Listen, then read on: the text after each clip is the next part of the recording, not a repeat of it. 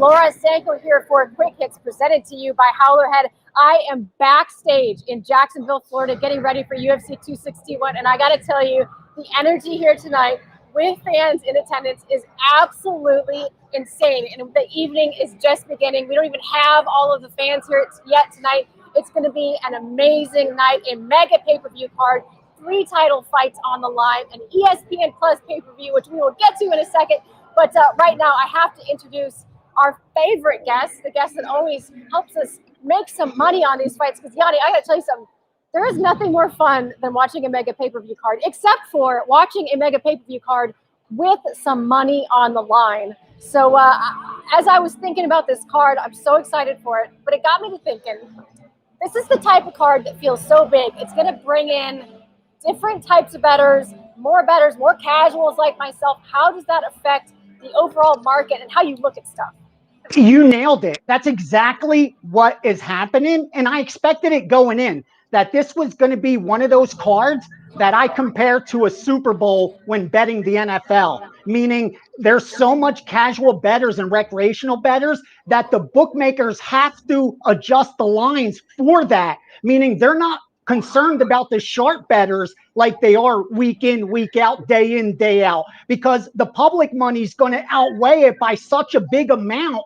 They don't care if the wise guys come in and get the best of it for a little bit. They're okay with that as long as the casual bettors are willing to keep taking the worst of it. And you're seeing it the way these lines have moved so significantly towards all the favorites, especially in the title fights. It's not by accident, it's by design. So you're over there licking your chops because, you know, this is prime hunting season right now. Oh, yeah. For the knowledgeable bettor. Well, I don't want to belabor the point. Let's get right to it. Let's talk about this main event. The welterweight championship on the line. Champion Kamaru Usman defending his title against Jorge Masvidal. They have fought before. Jorge was on the losing end of it. And on paper, Kamaru, I mean, everything points to Kamaru.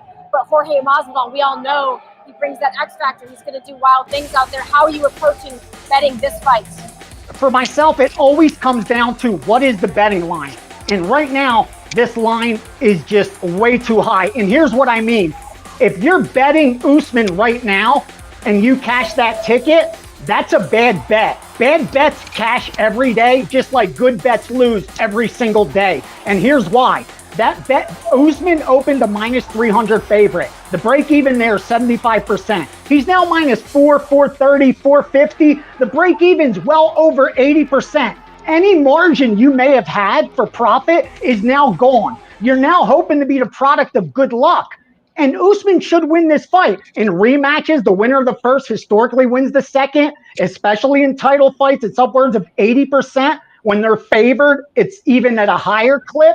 So historical probability, analytics, everything points to the Usman side except the betting line. And for myself, who's a value bettor, and that's the only way I know how to be profitable long term, there's just no value in the favorite. I think it's dog or pass. Unfortunately, I don't think this dog's going to win, but I sprinkled a little on Masvidal myself. I did. I love it. Sprinkle a little bit of that cheddar on there. You gotta. I like your style, Gianni. Let's talk about the next title fight: Zhang Weili versus Rose Namajunas, the strawweight title fight. I mean, listen, when you watch training footage of Zhang Weili, it sends chills down my spine. I mean, she is a specimen. She is a very scary individual. What seems like a supreme athlete, but with Rose Namajunas, she's proven time and time again that she goes out there and she surprises people. She doesn't look like a powerful woman, but clearly she is. The proof is in the knockouts. And I don't know, do you compare each of their performances against Joanna Jędrzejczyk? How are you looking at this fight, Gianni? Are you betting this one?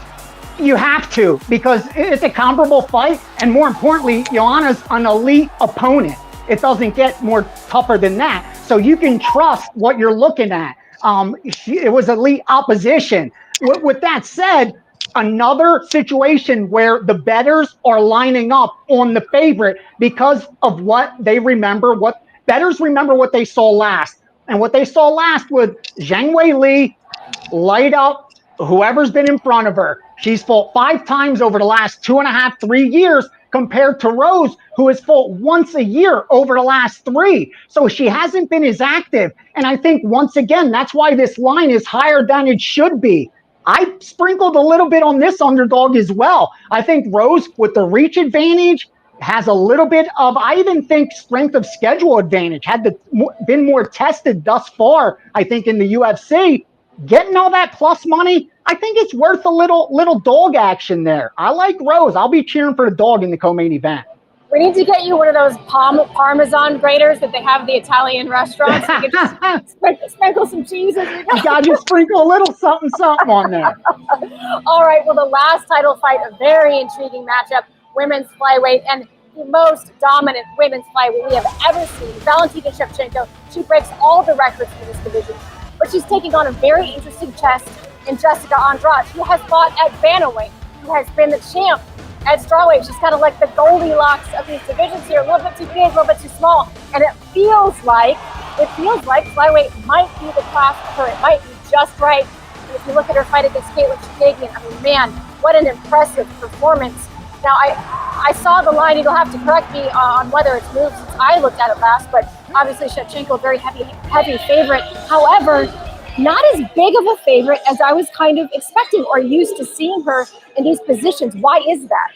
You're absolutely right. In fact, over her last 6 fights, she's opened at an average price of -700, which the break-even's 88%. So they're saying, we don't even want you betting her. We want you betting the dog or leaving it alone.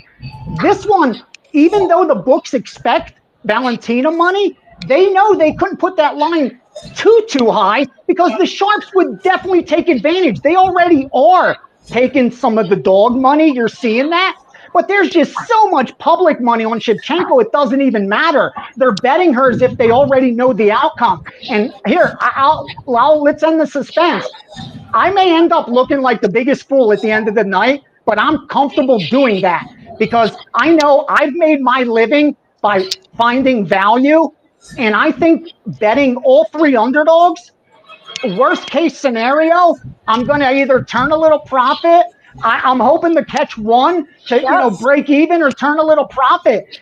We know that historically title fights, 64%, the champ retains. You're hoping that 100%. The bettors are betting all 3 favorites, and they're parlaying it, Laura. They're betting $100 to win 125 on all 3 favorites. Now, all 3 favorites may end up winning this. The favorites should win, right? Especially -400, -500. But with that said, it's just not a good bet. Yep. I think the dog's where the value is. I went ahead and bet them. I'm not worried about it. I got a little bit on those dogs. We'll see if they bark. I love it. Take me to the Olive Garden. Sprinkle that cheese, Gianni. I love it. Now, listen, all we're talking about is these top title fights, but there are, of course, 11 other amazing fights on this card. Talk to me about a high-risk, high-reward bet that you like on this card. Got to look to Chris Weidman. I did a video for UFC. That was what best bet I gave out for this week. But here's where the high-risk, high-reward is. We're going to bet Weidman to win this fight inside the distance at 3-1. The last time we did this, we nailed the segment. I forget which female fighter. She got it done inside the distance for us. We're going to do this time again with Weidman. Listen, Weidman's being so disrespected in this spot. Uriah Hall, as impressive as he's been over his last 4 or 5 fights, he's been an underdog constantly. Now he's a favorite against Weidman, who's been favored against such elite opponents. It's just line value. Plus, stylistically, I think it makes sense. Give me Weidman inside the distance plus 300. I love it. I completely agree. And let's not forget, he already beat Uriah Hall. And I understand it was almost 11 years ago. But when you knock someone out, even 11 years later, that still plays in your mind. It still plays in their mind. And I think it could be, a bit of an X factor coming into this fight. Never mind that you're talking about Chris Weidman, the man who beat Anderson Silva, not once, but twice. Very similar stylistically in some ways to Uriah Hall. So I'm with you, Gianni. I like that matchup quite a bit. And before we let you go, I need your best bet on this card. For those of us who we keep our money close to the chest, okay? We're stingy, but we want to make one bet. What's the one bet we got to make? I'm putting you on an underdog. I told you, the sharpest bettors I know make their living by finding coin flips that get them plus money. If you get plus money on a coin flip, you will make money betting sports, and I found it in Carl Roberson over Brendan Allen at plus 120, 130. He could probably even get higher if you shop around because the money's coming in on Brendan Allen because he's looked impressive even coming in off that loss. The problem is stylistically, the analytics don't support it. He's willing to take a shot to land one, and against Robertson, that's a problem. You know, Allen's got that negative strike differential against the next kickboxer. That's a problem. I think even with the grappling, I don't think Robertson's going to be out of his depth. I like the plus money there. I like the dog. That's the best bet for UFC 261. I love it, Gianni. I feel like this is your spiciest segment yet. I am so excited to see how these fights play out. Thank you so much for dropping the knowledge and helping us make some money tonight. And guys, keep it right here all night long. More quick hits coming your way. I'm going to be talking to Dana. I'm going to be talking to Michael Carter-Williams. I'm going to be talking to Michael Chandler. All the Michaels. Keep it locked in right here. And of course, don't miss these fights already underway on ESPN2 and ESPN Plus. We will see you there.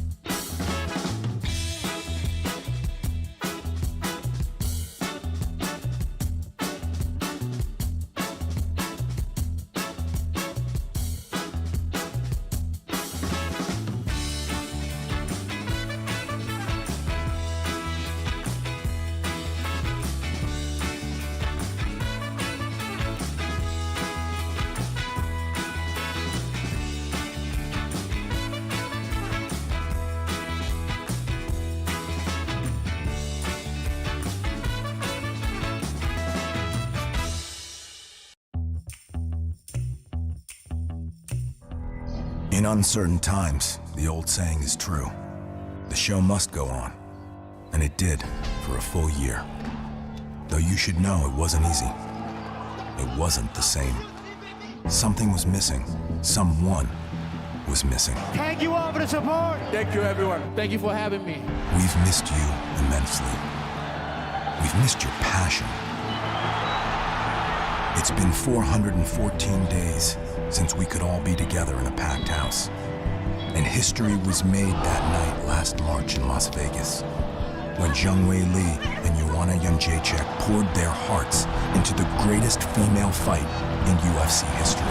What a fight! One snapshot in time, one lasting image among so many. But we didn't cherish it, because we didn't know that the world was going to change forever. It's your voice that fuels the fight game.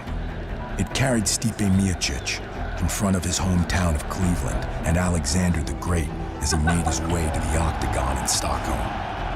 It gave us goosebumps when Nate Diaz made his return in Anaheim, and when you brought the house down as the California Kid gave Sacramento one last farewell. All right, Mr. Ray. It's your exuberance that makes a UFC event like no other on earth. This place is deafening! It's your passion on pins and needles before a main event that becomes transformative. a shared experience, a ceremony in which we gather as witnesses. We are in this together, and we've always been. We know the fight is real. The fight is in all of us, and it connects us. When we see 3 titles change hands in Madison Square Garden, there's nothing like saying, I was there. Just as there's no better feeling in the world than turning to the person next to you to ask, did that just happen? Oh my goodness. Incredible moments. Improbable outcomes. Invaluable memories. We are forever united in our pursuit of awe. You've been there when fighters snatch a victory from the jaws of defeat, and you've been there to provide the sustenance when it was needed most. You've loved what's yours. You've celebrated with your heroes. You've made electricity itself turn green before our very eyes. You've made magic through concentrated belief. Oh! He slapped him! UFC fans are one of a kind, and we have missed you. Your anticipation is the charge in the air. We all want to know how it unfolds, to get to the bottom of who's the best, who can stand up to the scrutiny, who can own the moment when all eyes are on them, and transcend that moment, because you are part of the transcendence. You are the electricity in the building, the life of the party, and the irreplaceable energy in the room. You are the reason the UFC is what it is today. And as the show rolls on, you should know, we've missed you dearly. From the bottom of our hearts, here are the 2 words we've been waiting over a year to say. Welcome back.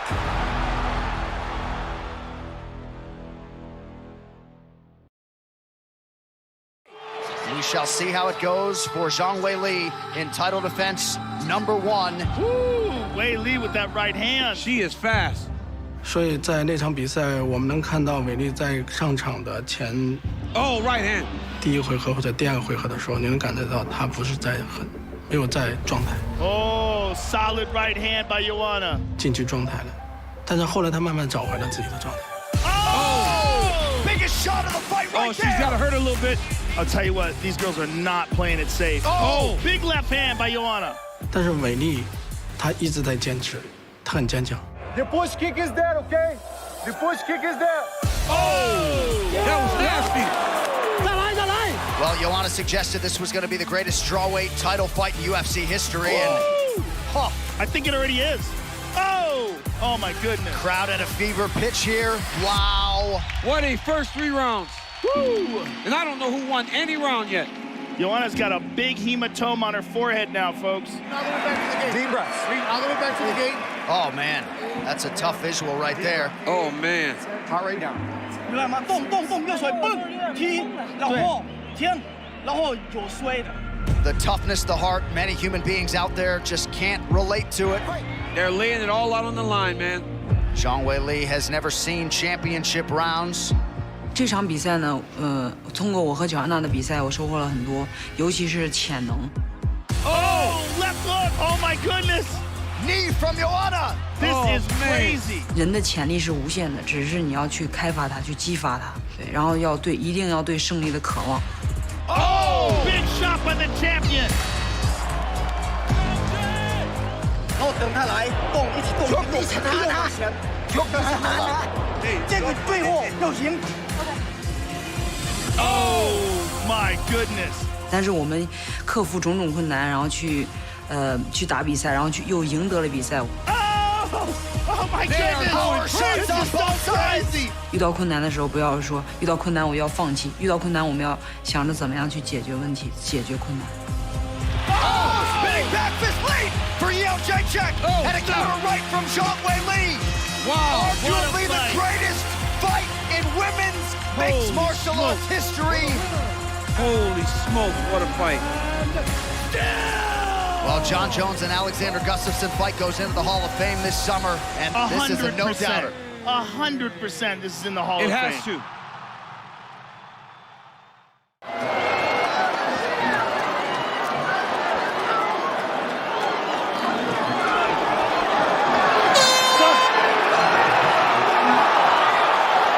What's up, everybody? Laura Sanko here for Quick Hits by Howlerhead. I am backstage in Jacksonville, Florida at the VyStar Veterans Memorial Arena getting ready for UFC 261. It is going to be an action-packed night, and as such, we had to bring out the VIP guests. So I am so excited to introduce you. I probably don't even need to introduce him at this point. He was 2014's NBA Rookie of the Year. He is currently holding down as the starting point guard for the Orlando Magic. Of course, I am talking about MCW, Michael Carter-Willaims. How are you?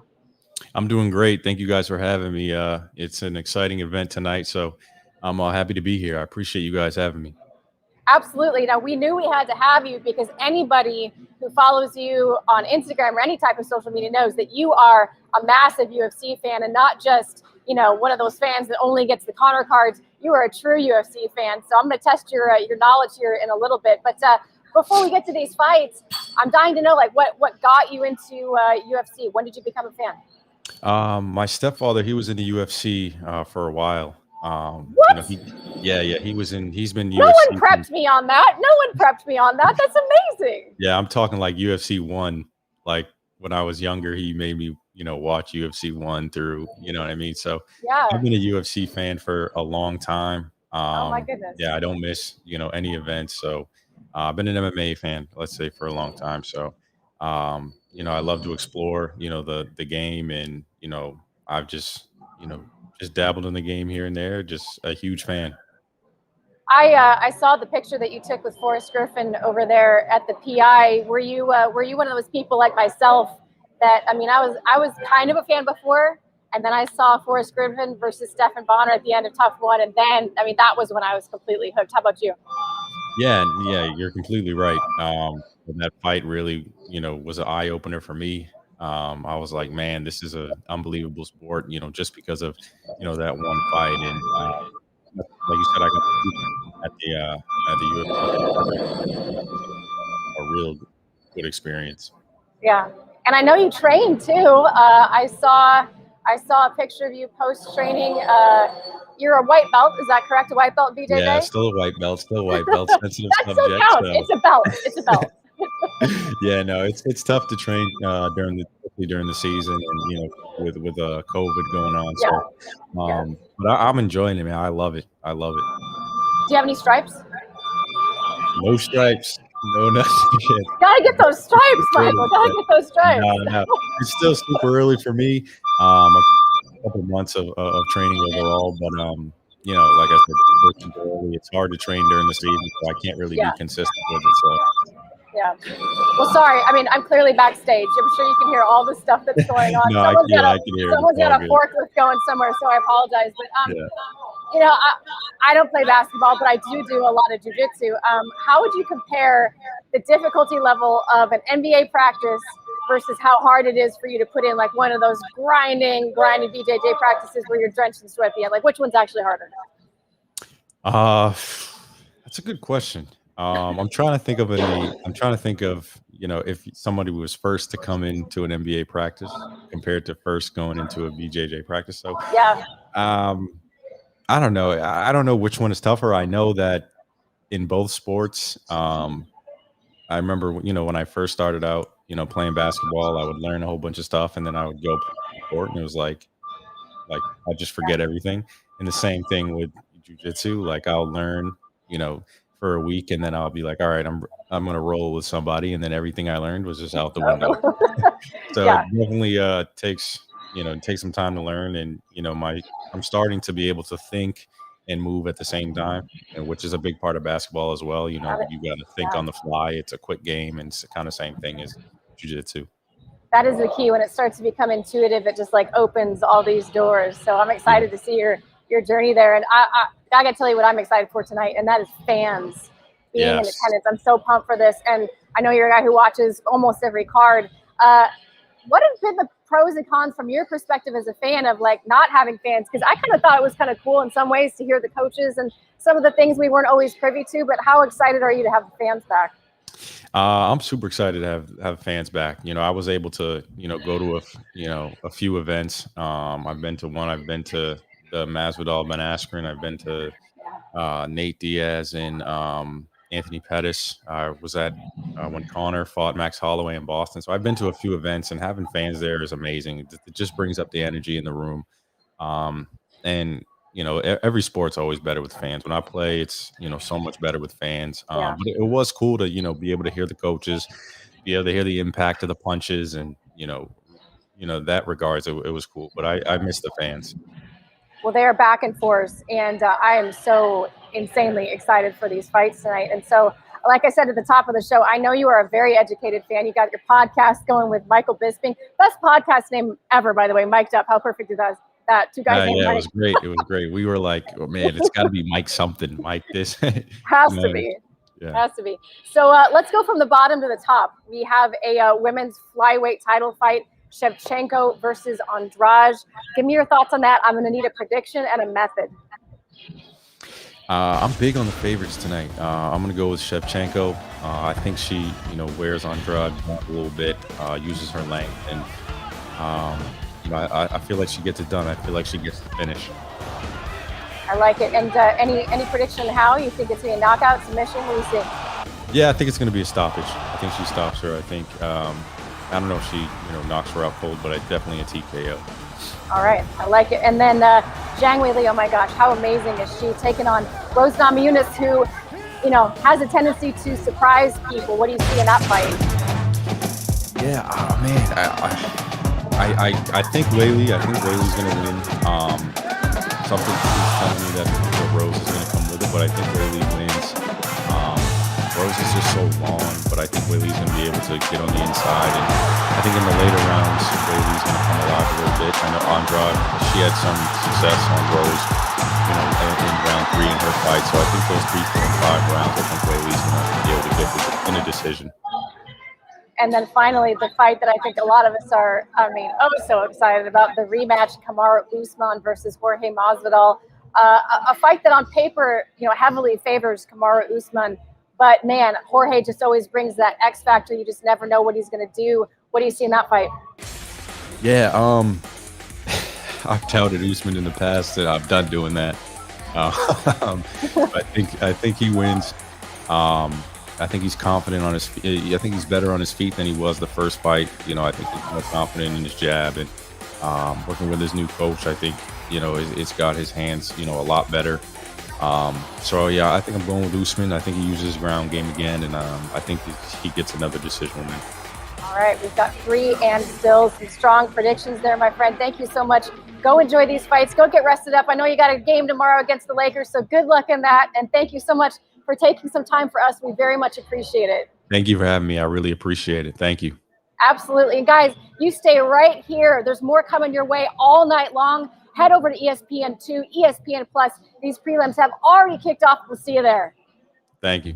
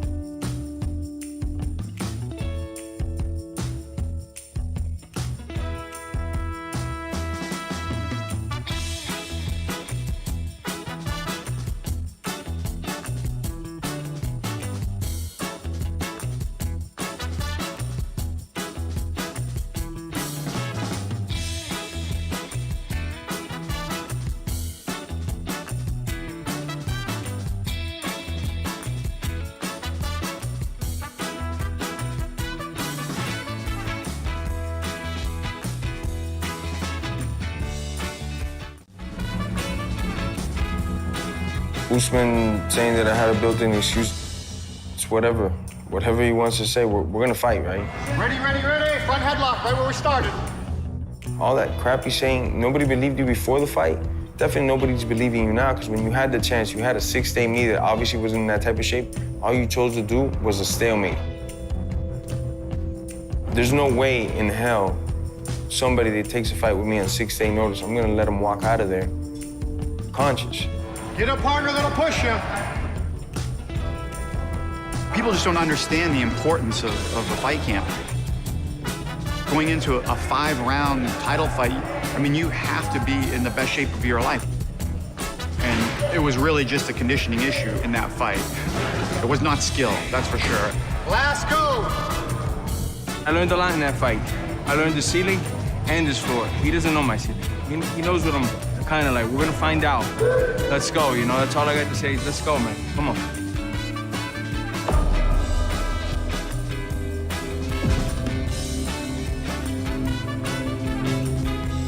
I definitely learned things in the first fight that'll help me in the rematch. The first thing being, he hits not hard at all. He's one of the softest hitters I've ever been in front of, period. Squeeze that hook. Yep. God didn't bless him with that manliness, you know, where he could hurt another man with his fist, and it must suck to live that life.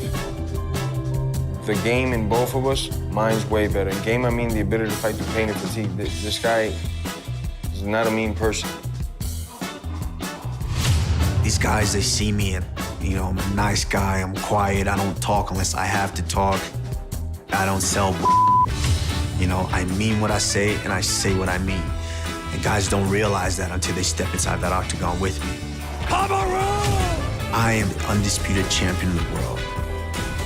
And so I have to go out there and let him know that, hey, there's levels to this, and you're just not on my level. On April 24th in Jacksonville, Florida, Usman and Masvidal enter primed and ready to determine once and for all who's truly the greatest at 170 pounds. I'm gonna break Usman.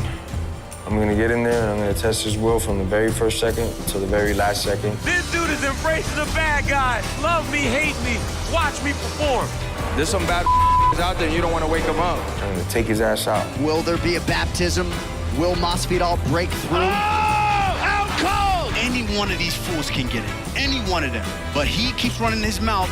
If he's gonna talk, step in here and see me. But at the end of the day, this man's the champion for a reason. To defend his title.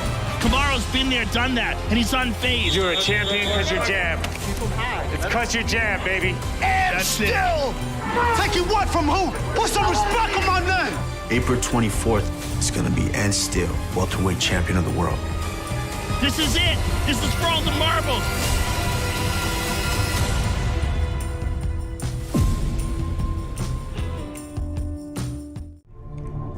Chop.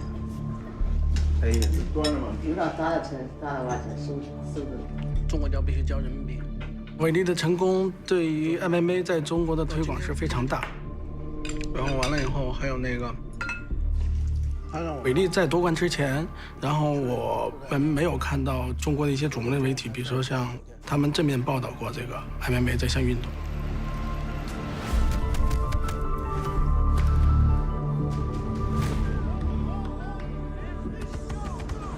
那你就把这个撤了。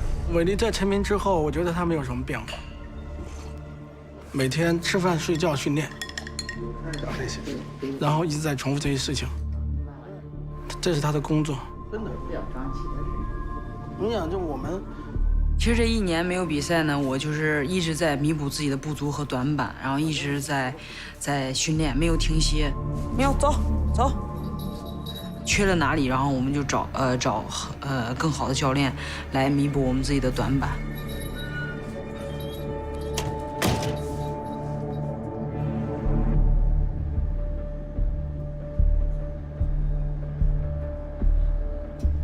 Although she spent the past year away from competition, Zhang Weili has been hard at work. With third-degree jiu-jitsu black belt Pedro Jordao,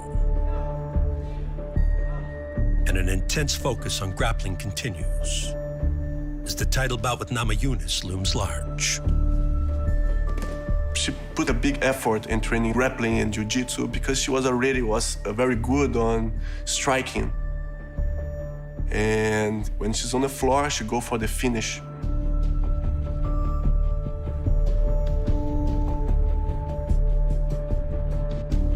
She's aggressive. And I think she has the key to beat Rose.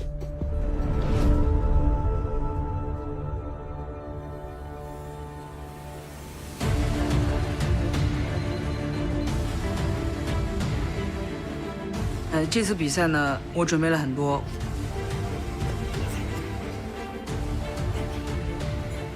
训练和工作，我相信，我觉得4月24号一定可以看到一个全新的张伟丽。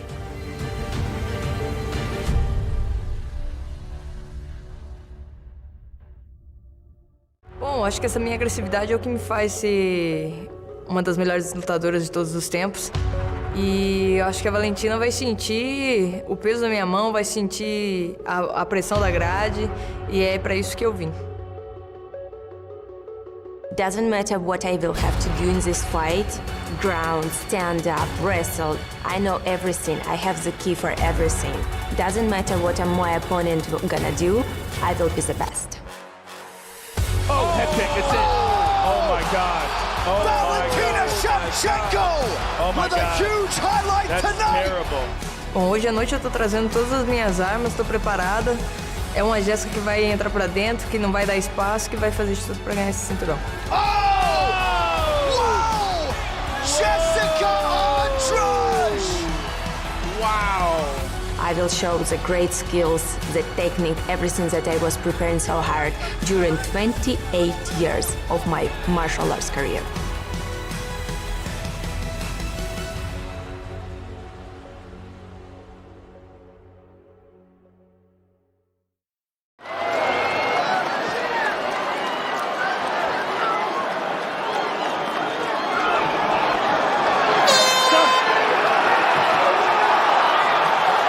What's up, everybody? Laura Sanko here, and I am here with Quick Hits presented to you by Howler Head. And more importantly, I am here with the #4 ranked lightweight in the UFC, Michael Chandler, just weeks away from his title fight against Charles Oliveira, UFC 262. Michael, you're in the last few weeks, the home stretch, my friend. How is camp? How's the vibe down there at Sanford MMA? So great. You know, it feels awesome once you get towards the tail end of a hard training camp when a lot of the hard work is put in. When, you know, we're not quite over the hump yet. You know, we still got a little another week or so of really hard, intense training, and then we kind of just land the plane those last 2 weeks. So extremely excited. Spirits are extremely high, pumped up about the opportunity, and I believe May 15th we're going to walk away with UFC gold. Well, let's talk about how this opportunity came about. When Dana finally capitulated and finally publicly said, okay, Khabib is really truly retired, it opened up a lot of opportunities in the lightweight division. How confident were you that you were going to get that title shot?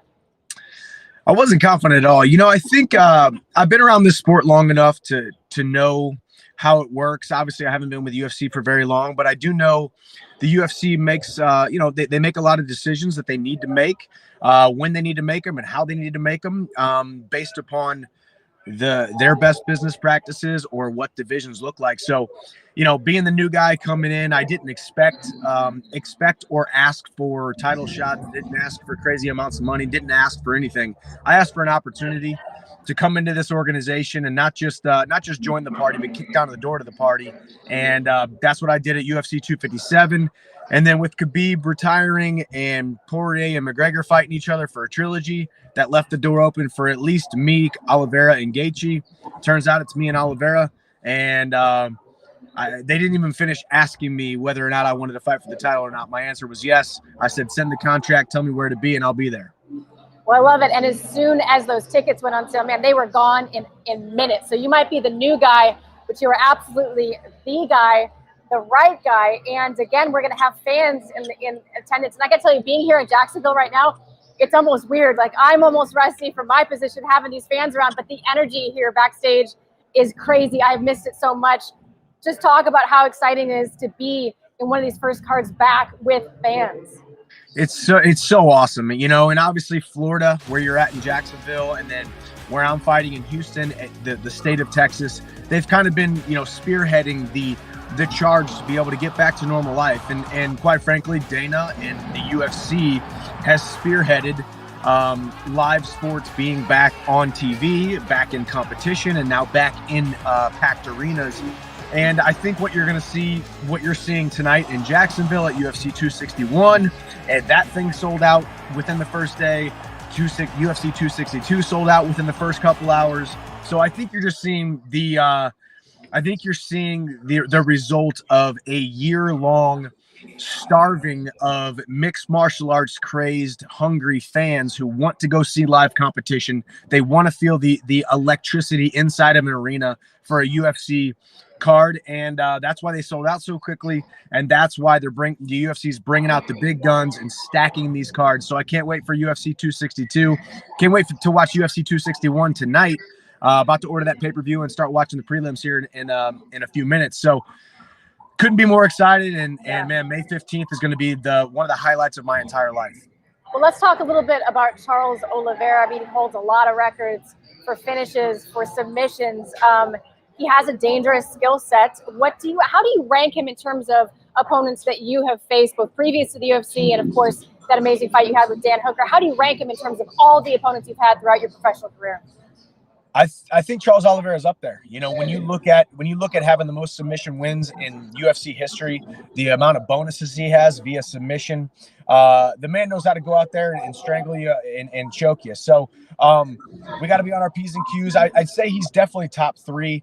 I will say I think Dan Hooker was just as dangerous of an opponent. I think, you know, once you get in the top 5, the upper echelon of any division inside the UFC, it's going to be a hard night no matter what. But I think Dan Hooker was just as dangerous, more dangerous with his hands and his knees and his feet than he is with his submissions. But I believe Charles Oliveira is going to come out there. He's a guy who started this opportunity as a young man chasing UFC gold, and now it finally culminates here in 2021 at UFC 262. So he's a man that is not going to be denied. I believe we're going to see the best version of Charles Oliveira. So if you thought he was scary in the past couple fights on this 8-fight win streak, I'm expecting to see the scariest Charles Oliveira that we've ever seen to date. So I want to go out there, put my best foot forward, get into a hand-to-hand combat with him and come out the victor, and hopefully get the finish within the first couple rounds, but definitely protect my neck, definitely protect my limbs, because he is the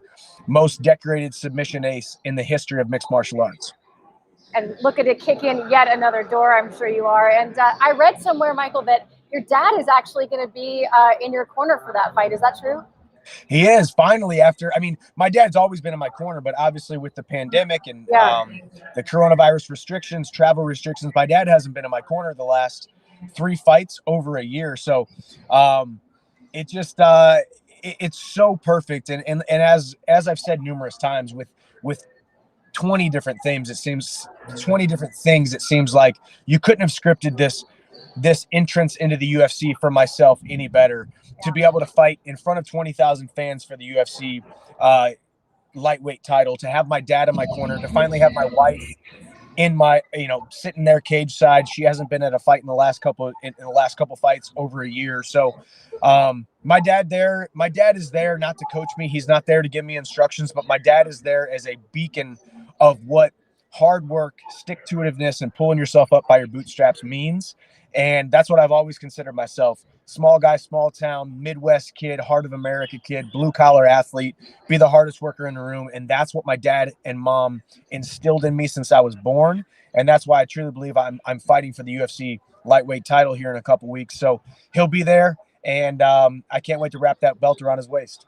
You're giving me chills just thinking about it, watching you walk out with him, and I can't wait to do it just a few weeks away. Let's think into the future here. Now, I know that these are a lot of assumptions, so just bear with me. But if you get past Charles Oliveira, if you get that gold around your waist, let's talk about what's next. And I'm going to ask you a question in a different way. If money was absolutely no object, if you got paid the exact same amount of money to fight any of these guys, would you rather fight Poirier, Gaethje, or Conor next? Even aside from money, I mean, obviously it depends on who wins the fight between Conor and Poirier. Of course, yeah. But I think Conor would be the number one guy in my opinion, just because of what he's accomplished in the sports, holding 2 belts, spanning 3 different weight classes. He's a even though you're not bringing money into it, you're still thinking about the eyeballs, the platform, what it means to have a win over Conor McGregor. But that's hard. It's like 1A and 1B.